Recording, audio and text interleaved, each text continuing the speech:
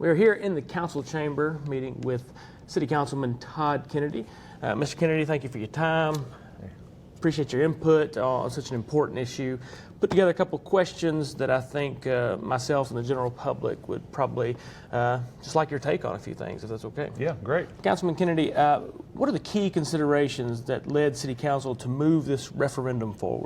As you know, Jeremiah, there's been a lot of growth in the city over the last several years. A lot of people moved here, new families. So these families that have moved here need access and are desiring access to programs and facilities that their families can benefit from and they can enjoy to make this a more enjoyable living experience in Lenoir City. And so this council has decided to place this on the ballot for the public to decide. And I think that is a key factor, that the public will be who decides this. It's not council. We're simply placing it up for public consumption to decide if this is a route that we want to go or not. In regards to community feedback, I know that you all have reached out.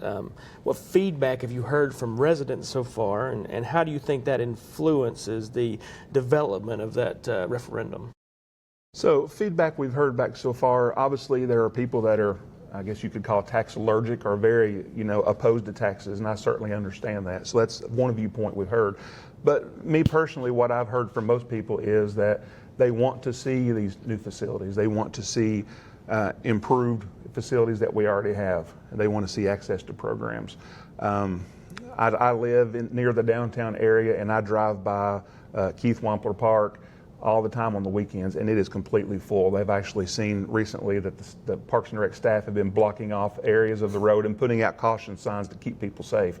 I mean, it's just incredible the need that we have in the community for expanded spaces. And we have such beautiful assets here and natural things that we want to take advantage of and to draw people towards our downtown. So the majority of people that I've heard feedback from has certainly been positive. They think that this is a small amount of money added on to their sales tax that would be something that they would benefit from and for generations to come. So overall, pretty positive feedback. So if the local tax were increased by 0.75%, how much additional tax would a customer pay on, say, a $100 grocery purchase? So obviously a $100 purchase, would increase by 75 cents. And that's pretty minimal. And it doesn't sound like a lot, but when everybody puts in a little, we can make a big impact if that's something that we want to do.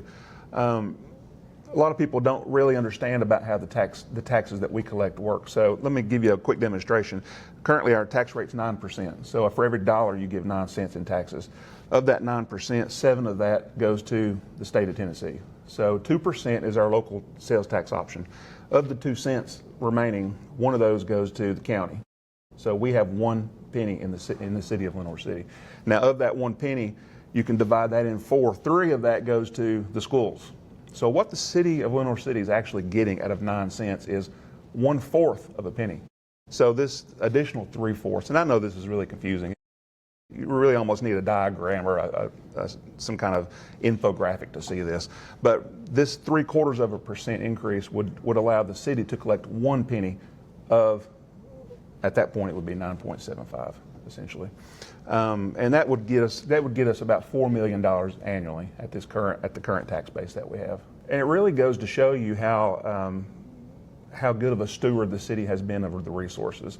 I think sometimes governments have people have a connotation that governments are wasteful. Well, the city of Lenoir City is operating general government, aside from sales tax revenue, on that 1/4 of a penny currently. And I think there's a lot to be said for that.